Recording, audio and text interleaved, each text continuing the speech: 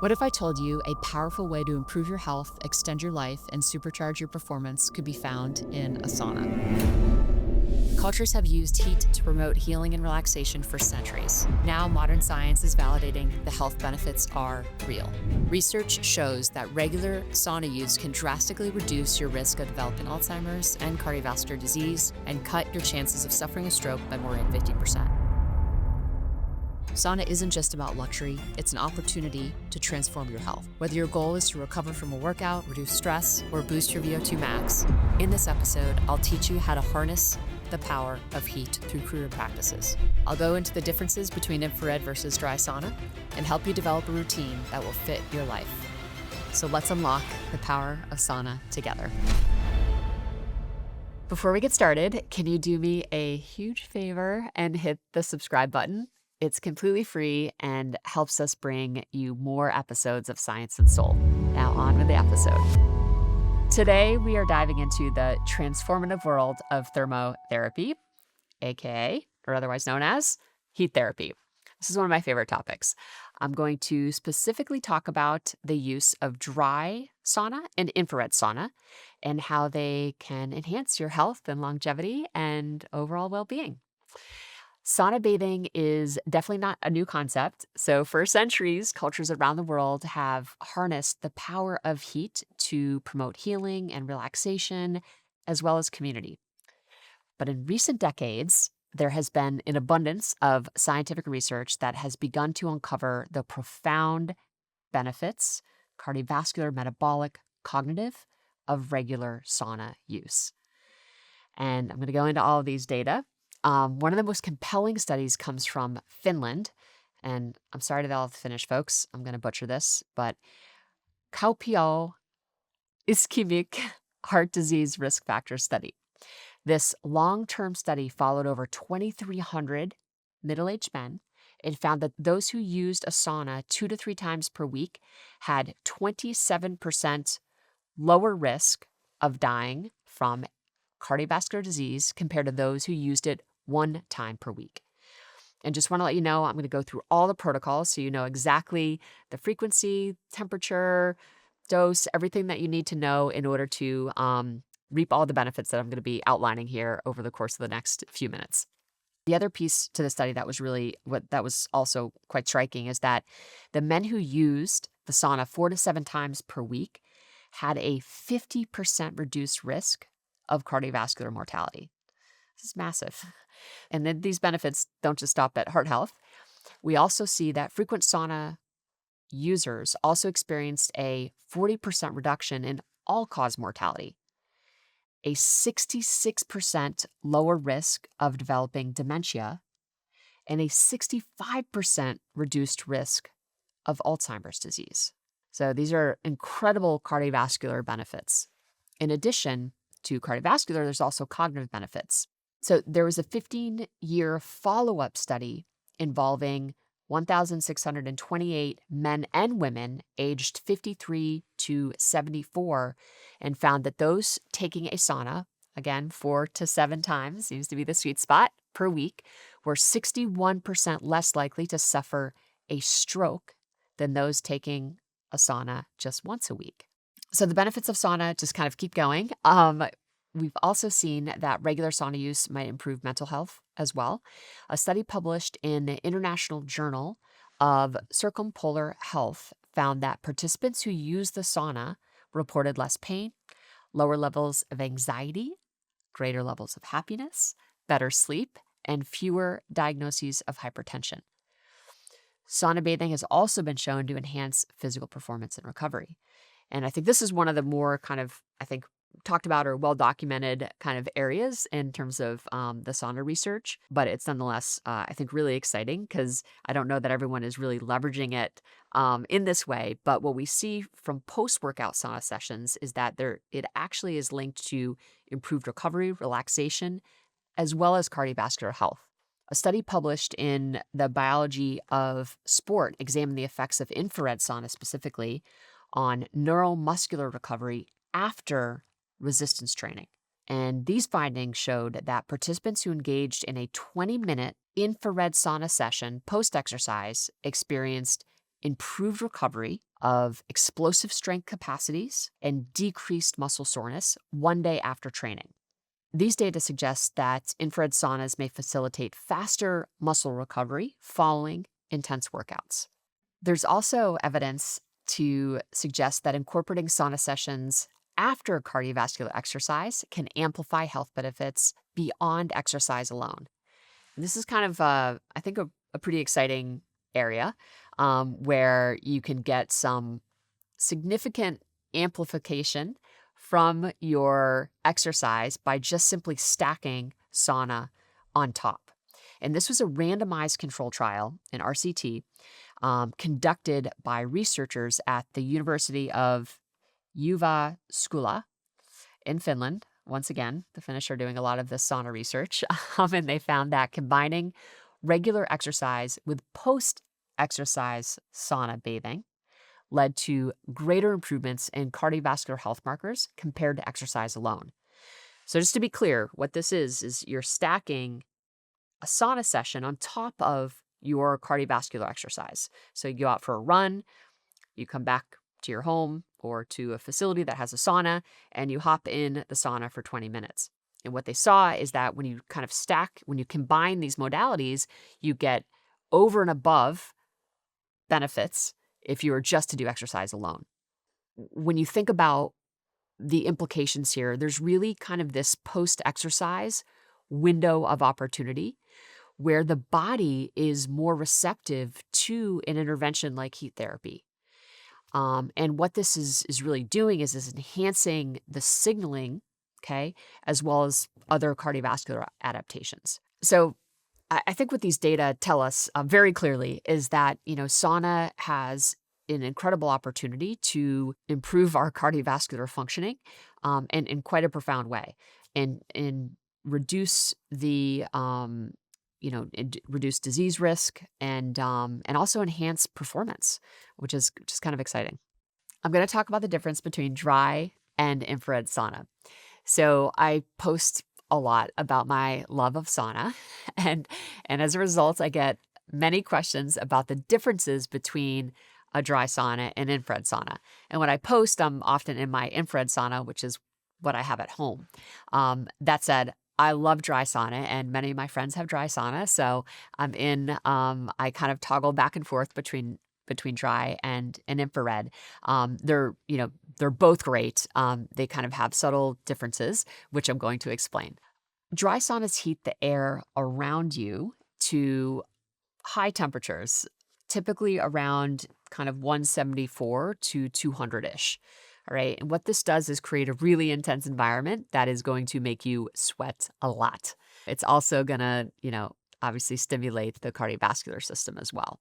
Infrared sauna use infrared light to directly warm your body at lower temperatures. So somewhere around 120 degrees Fahrenheit to, 155. And what the infrared does is it allows for a deeper tissue penetration. Infrared can be really helpful for folks who are a little bit more sensitive to heat.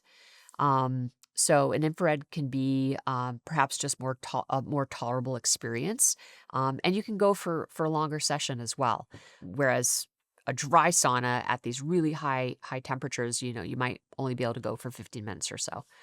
The bottom line, though, is both offer substantial health benefits, as I've kind of outlined. And really the choice, whether you go dry or infrared, is really depends on your heat tolerance and your overall wellness goals.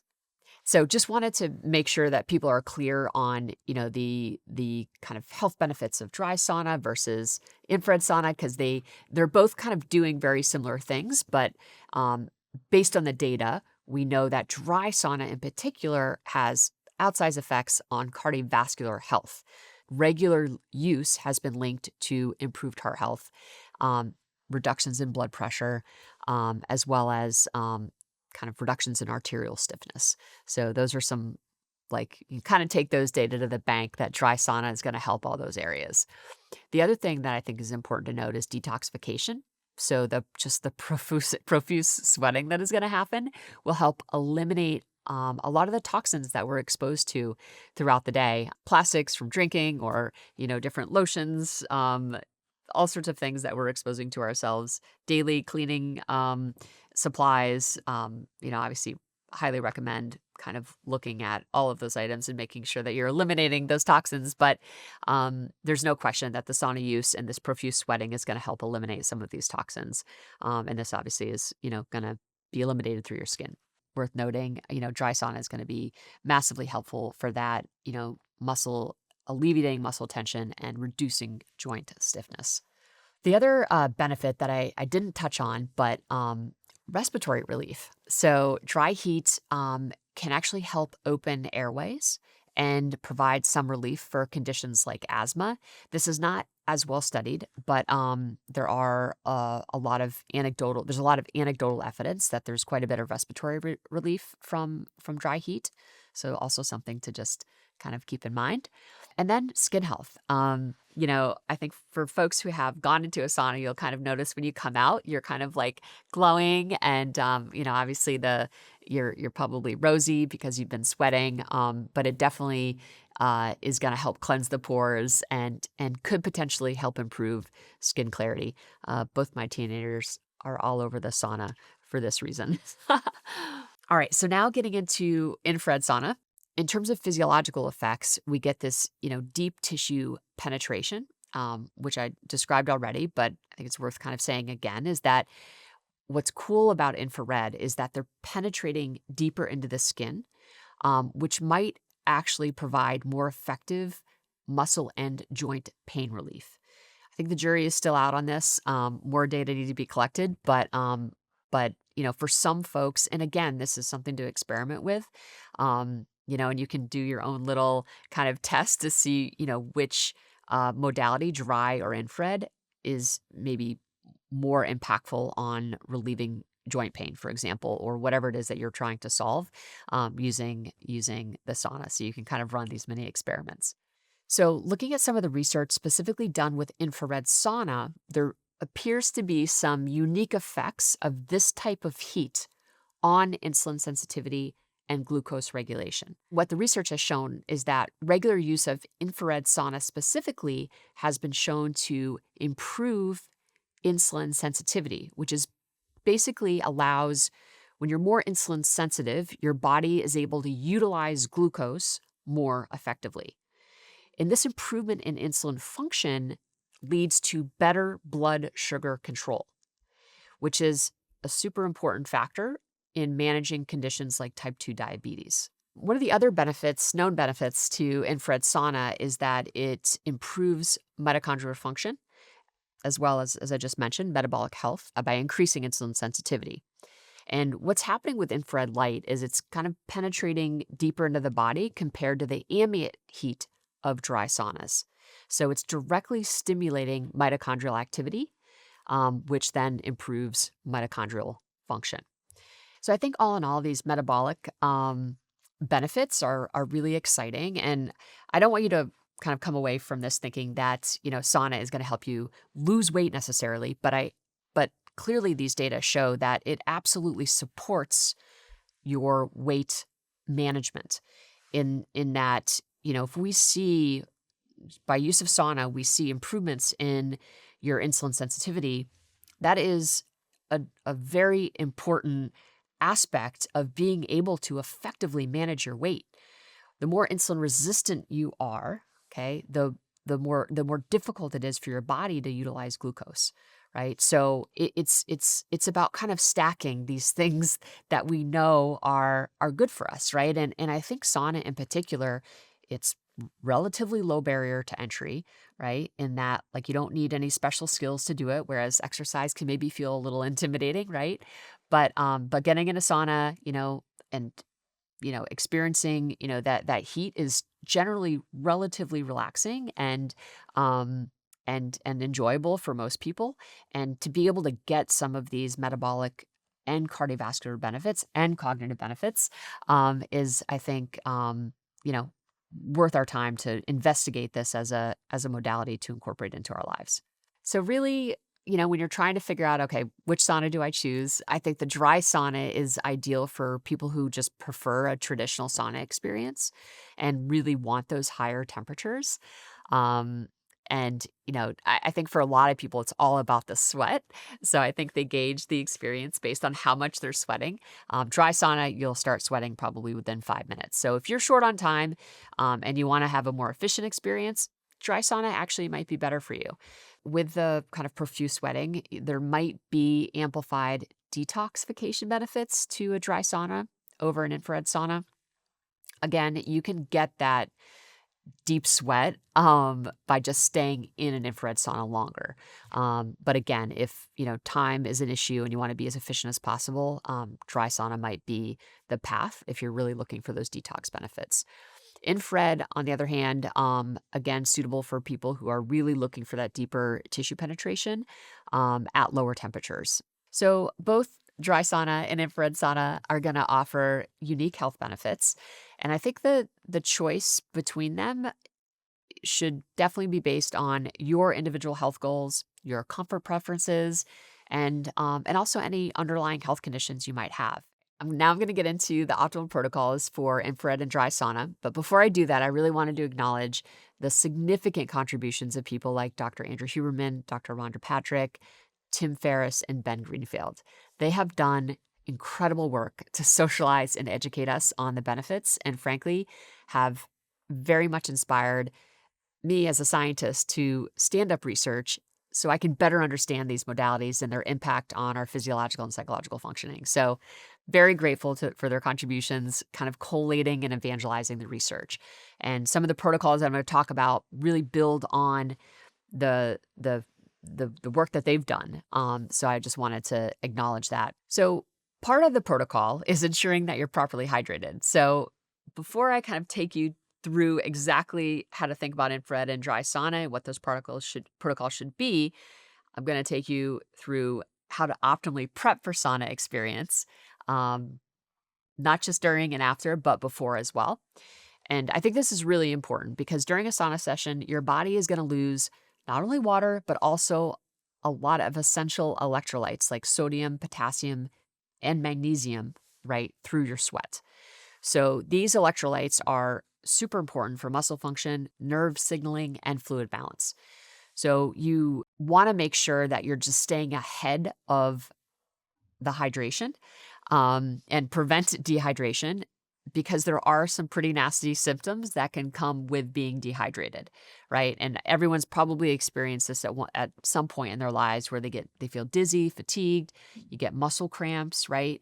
So it's really important that you're thinking intentionally about replenishing both fluids and electrolytes. So to kind of prep pre-sauna, you want to consume at least 16 to 20 ounces of water about an hour before entering the sauna. And I think about water in the same way I think about food, right? Like I like to distribute my macronutrients across the day, right? It's the same with water, right? You don't want to like try to hurry up and like get hydrated before you exercise, right? You should be kind of hydrating throughout the day. So you're never in a situation where you're completely dehydrated, right?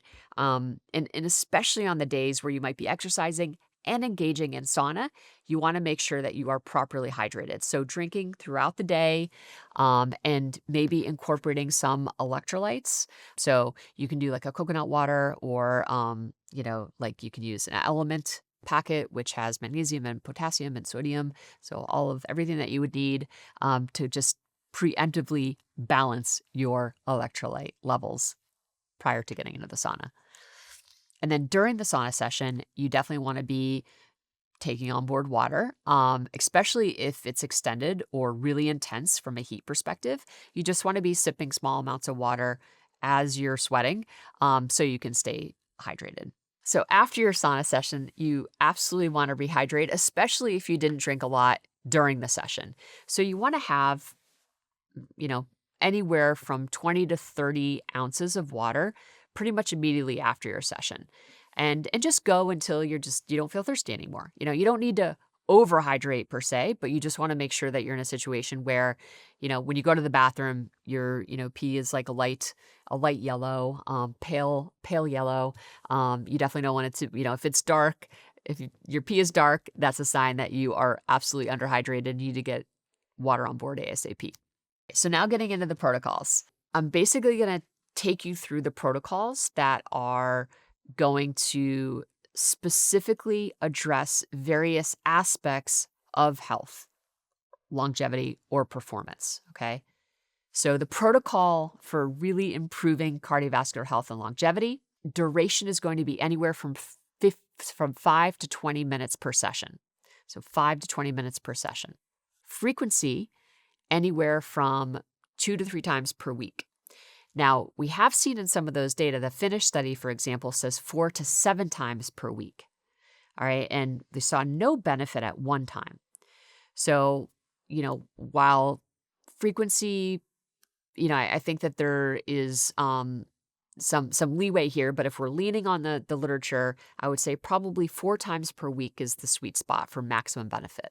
So if you're using dry sauna and you want to improve cardiovascular health, okay, that is the protocol. For general health and stress management, we're looking at 1 hour divided into 2 to 3 sessions. So, you can imagine, I think 3 sessions is probably the minimum effective dose. I think 2 times is probably not quite enough, based on what I've read in the literature. So I'd try to aim for 3 sessions, and, 20 minutes per session would be, I think, the sweet spot. The third protocol for growth hormone boost, this one is a very intense protocol, and you would do it once per week or less. So maybe once every 10 days. And the protocol is divided into 2. So basically, you can think about 4 30-minute sauna sessions in one day. Okay. Each session is followed by a 5-minute cool down period. And you can think about breaking that into 2 sessions. So you can imagine a morning session where you do 2 30-minute sauna sessions in one day, have several hours in between. And then in the afternoon, do 2 more 30-minute sauna sessions. Okay. After each sauna session, you're taking a 5-minute cool down period. Okay. Now, this would be a scenario where you need to absolutely make sure you're getting the water on board that you need. So follow those hydration protocols, and I would probably ramp up. I would say electrolytes are a non-negotiable in this scenario. And I would probably ramp up, after the first morning block, instead of just, 30 ounces, I'd probably, go more like 50 ounces of water. Again, monitor your pee.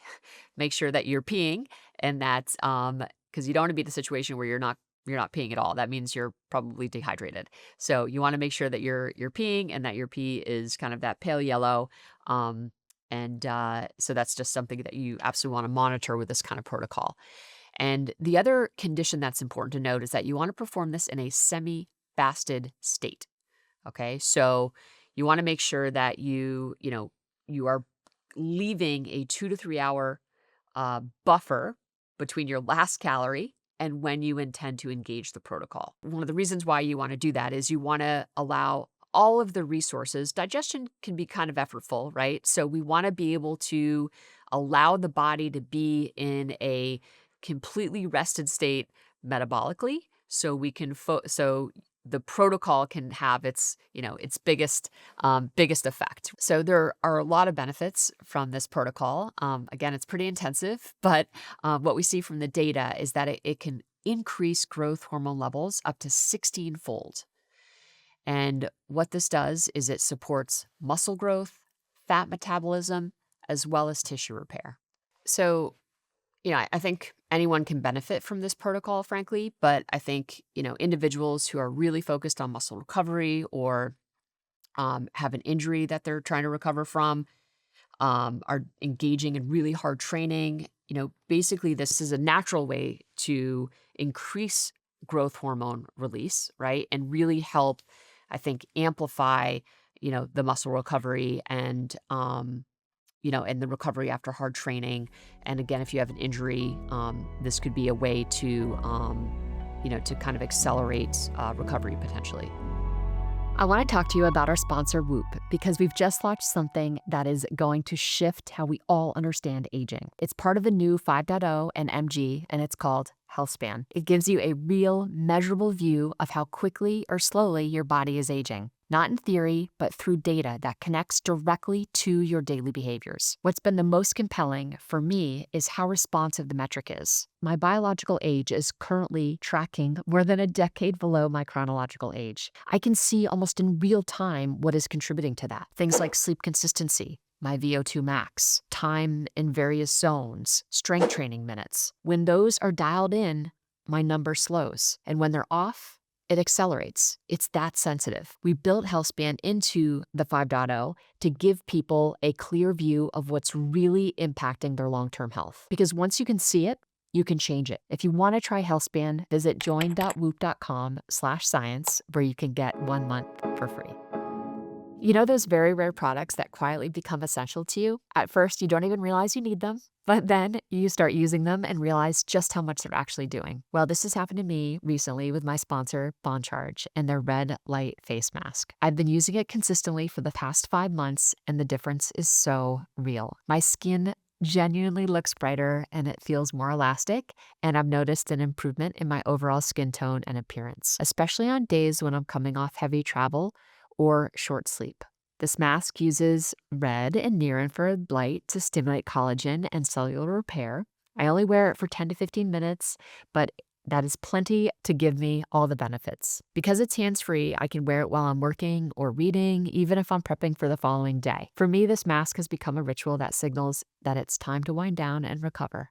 If you're curious and want to try it for yourself, head to boncharge.com/Kristen and use code Kristen for 15% off. Discount applies site-wide. You'll also get free shipping and a 1-year warranty. Head to boncharge.com now. All right, so now we're going to dig into the mechanism so you can understand how what is really happening in your body when you're engaging in sauna bathing. And what happens when you get into the heat is you're going to initiate a cascade of physiological responses that collectively, okay, as these processes are happening, they are collectively helping to promote your health and your well-being. So the first mechanism I want to talk about is how heat therapy will reduce muscle tension and promote relaxation.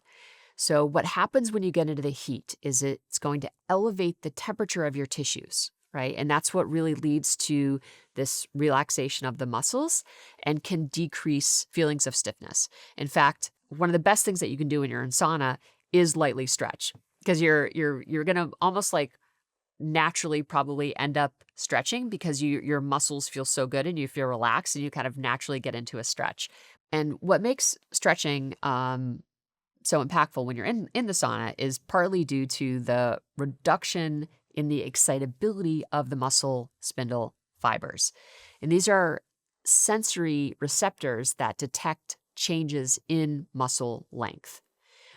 And the heat basically decreases their sensitivity, and it can help reduce muscle spasms and, again, reduce that tension, which is going to help facilitate relaxation and improved mobility. The other key mechanism is enhanced blood flow and circulation. And this is one of the reasons why we see such profound improvements in cardiovascular health when we're exposing ourselves to heat. So what's happening is the heat is going to induce vasodilation, which is the widening of the blood vessels. And this is through the activation of thermoreceptors in the skin. This process stimulates the release of vasodilators, resulting in increased blood flow. The increase in circulation delivers more oxygen and nutrients to the tissues while also helping in the removal of metabolic waste products such as lactic acid. And this is why we saw in that study done, published in the European Journal of Applied Physiology, where we saw this reduction in muscle soreness. And really mechanistically, this is what's happening, and that's what is helping to facilitate this reduction in muscle soreness. So we not only see reductions in muscle soreness, but mechanistically, there's also an improved tissue elasticity that's happening when you're in the heat. And this supports the cardiovascular health and lowering blood pressure and reducing the arterial stiffness. Another key mechanism is the reduction or alleviation in pain And there are multiple pathways through which this is happening. The first one is the heat helps desensitize nerve endings. All right. So these elevated temperatures decrease the sensitivity of nociceptors. These are nerve receptors responsible for pain perception. So the heat is reducing the pain signals that are being sent to the brain. And this is, well documented in the literature that people who engage in sauna therapy definitely feel, a reduction in pain.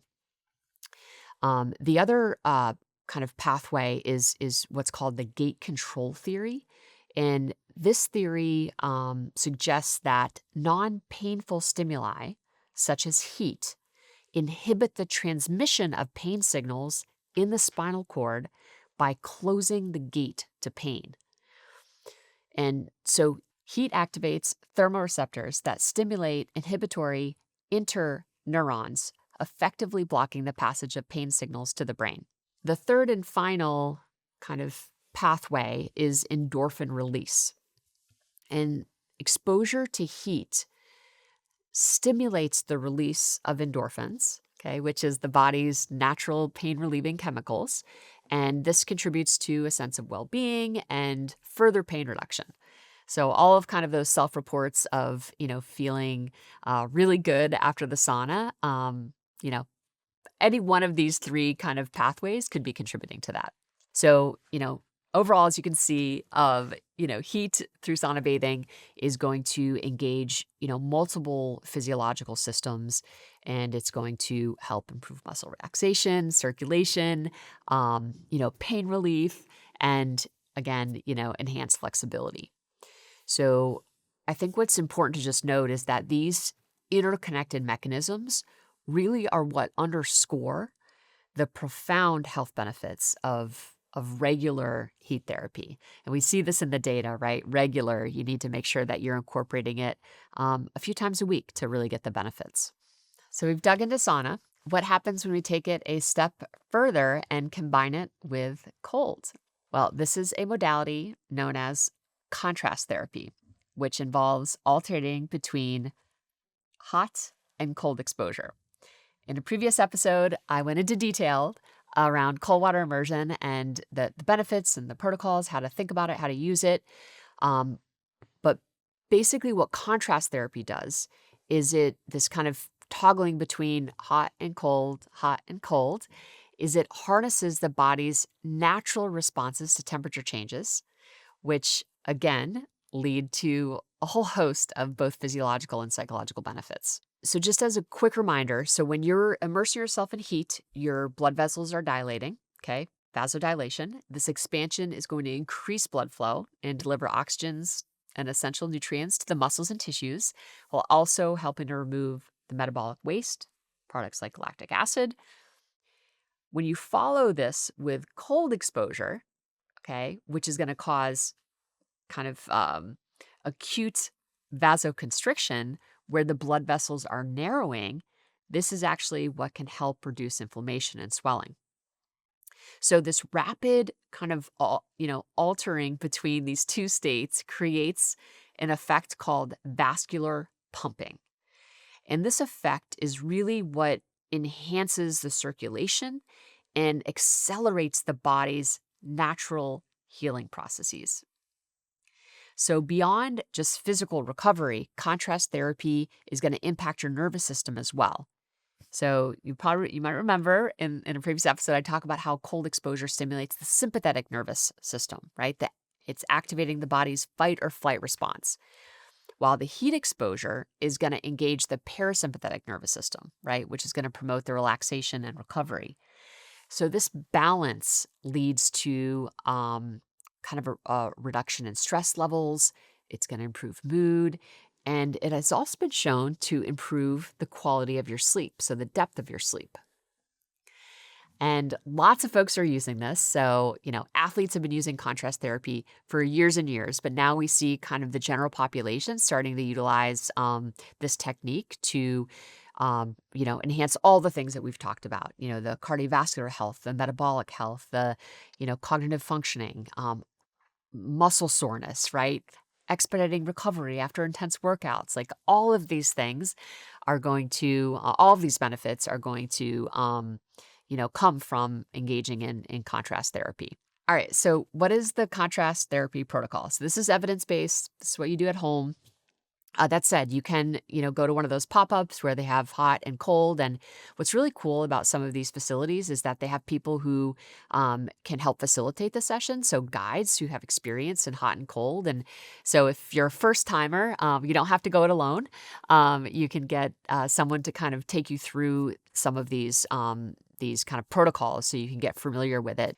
So we're going to start with hot. Okay. So you're going to be in your dry sauna or the infrared sauna. Duration will range anywhere from 10 to 20 minutes. So after the 20 minutes is up, or 15 minutes, however long you went, you're going to hop in the cold. So this is going to be your cold water immersion, your cold plunge. This could be a cold shower as well. Either are fine. And you want to try to be in the temperatures range of anywhere from 50 to 59 degrees Fahrenheit. Okay, so this is 10 degrees Celsius, 10 to 15 degrees Celsius.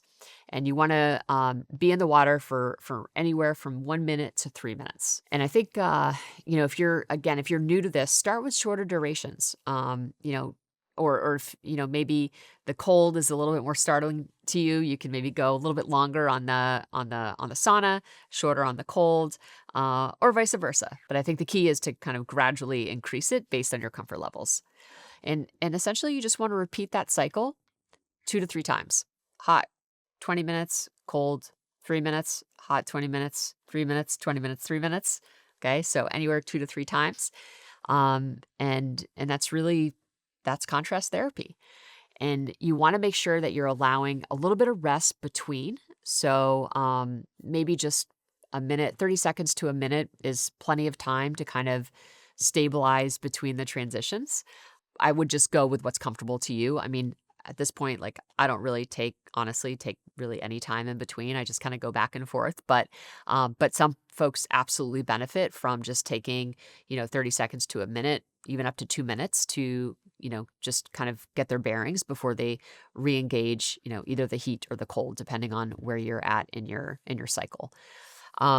In terms of frequency, you can do contrast therapy, 2 to 3 times per week has been shown to be really efficacious and absolutely doable. And then in terms of timing, post-exercise sessions can be particularly beneficial for if recovery is important to you. But really, any time during the day is going to be great. I think the same principles apply with regard to hydration. Just making sure that you're rehydrating adequately to replace any lost fluids with that's happening through the sweating. And I think when you're doing contrast therapy, sometimes you can kind of forget to drink. So just make sure that you've got your water bottle handy, and just keep it in the sauna, and just try to stay conscientious about making sure that you're getting enough water on board. I think too, sometimes when you're engaged in the heat, you can, if you get up quickly, you can feel a little dizzy. So just make sure that you're just paying attention to that. And if you feel dizzy, just stop, right? Get yourself into normal air temperature, and, sit down and kind of get your bearings. So just pay attention to those signals. And if you don't feel well, just make sure you stop. Don't, try to power through those moments. But definitely proper hydration and nutrition is going to help you be able to kind of get through the contrast therapy without feeling any of these, kind of weird symptoms. So just make sure that you're consuming kind of a balanced meal, snack, again, just getting your macronutrients throughout the day. So you're not in a situation where you, haven't eaten for a really long time or in a calorically restricted state. So after contrast therapy, it's recommended that you allow your body to kind of return to its baseline temperature naturally. So that means you probably want to avoid doing any intense activity immediately after engaging in contrast therapy. So just give yourself a little bit of time to kind of get yourself back to neutral. Last but not least, just want to go through some of the kind of safety and precautions. I mentioned some of these things throughout the episode, but I would say sauna is generally safe for most healthy individuals, but it's really important to make sure that you're taking certain precautions. I talked a lot about hydration. I keep saying it because it's really important. You just want to make sure that you're not in a situation where you're getting dehydrated. Dehydration can put you into a pretty scary state quickly. So you just want to make sure that you're staying on top of that. So pre, during, and post is going to be really important when you're engaging in sauna protocols. The other, I think, really important thing to note is that, while I think sauna can be amazing in terms of community building, it's really not a modality or practice that you want to pair with alcohol. Okay, consuming alcohol before or during a sauna can absolutely increase your risk of dehydration for sure. But then, some of these other more kind of acute or dangerous, I think, repercussions like hypotension or arrhythmia or even stroke. Okay, so it's absolutely best to avoid alcohol when you are planning to use a sauna. If you have any medical conditions, so if you have cardiovascular issues, respiratory conditions, or other chronic health concerns, you should absolutely consult a healthcare provider before beginning any sort of sauna therapy. Pregnant women should definitely exercise caution. As you can imagine, pregnant women are a protected class, so there's not like loads of research on pregnant women and sauna. There are some studies that do suggest sauna use is safe during pregnancy, but I did look at those studies, and it's for very limited time. So the typical kind of recommendation is 15 to 20 minutes. I think pregnant women were doing less than 5 minutes. I think as a rule of thumb, for any kind of new modality that you're engaging in, when you're pregnant, it's so important to obviously talk to your healthcare provider to make sure that you're understanding any individual risks that this modality might pose to you. So, like I said, there's some evidence, but definitely check in with your healthcare provider. I would say even if you are engaging in a regular sauna practice prior to conceiving, you'd still want to obviously make sure you have a conversation to make sure that you're operating within the guidelines and you're staying safe. So as we've explored today, sauna therapy offers a multitude of benefits, from cardiovascular to metabolic to cognitive to pain relief to improving mental well-being. And I think by understanding the mechanisms and by following the appropriate protocols based on your individual constraints and conditions, and by taking the necessary precautions, you can absolutely incorporate heat therapy into your wellness routine. And I think the key is always personalization, right? You want to make sure that you're tailoring these therapies to your individual needs, your health status, and your goals. Start slow. Gradually introduce temperature therapies into your routine. Okay, so same thing with cold as with hot. Okay, we want to make sure that we do these new modalities, these new routines gradually. And I think, finally, consistency really does matter. And I think this was, in the data that I laid out at the onset of the podcast, they all seem to point to kind of this sweet spot of, anywhere from 3 to even 7 days per week. So again, figure out what's best for you, but the data do seem to support that regular practice is going to yield the best results. So thank you so much for joining me today on this exploration of sauna and contrast therapy. I really hope that, these insights in this episode gives you a sense of clarity and hopefully inspires you to incorporate some of these practices into your own wellness journey. Lately, I've been spending more time thinking about how I communicate science and how I can take something as complex as, say, heart rate variability and translate it in a way that really lands with people. When I was preparing for one of my recent talks, I found myself wanting to make the data I was presenting more intuitive and more visual, more human. And because my show sponsor Fiverr has such a great network of first-class freelancers, I decided I'd lean on one of them to really optimize my presentation. Don't get me wrong, I still spend hours collating and interpreting all the research, but working with Fiverr Designer meant I could take my information and turn it into something that's much more impactful for my audience. If you're an educator, a founder, or someone who wants to level up the way you communicate your ideas, Fiverr can make this incredibly easy just by connecting you with talented freelancers in a matter of hours. Fiverr has 700 service categories to help you with anything that you need, from AI specialists to marketing, product, tax consultants, and many more. Head to fiverr.com or click the link in the description and use code Kristen for 10% off your first hire. That's Fiverr.com.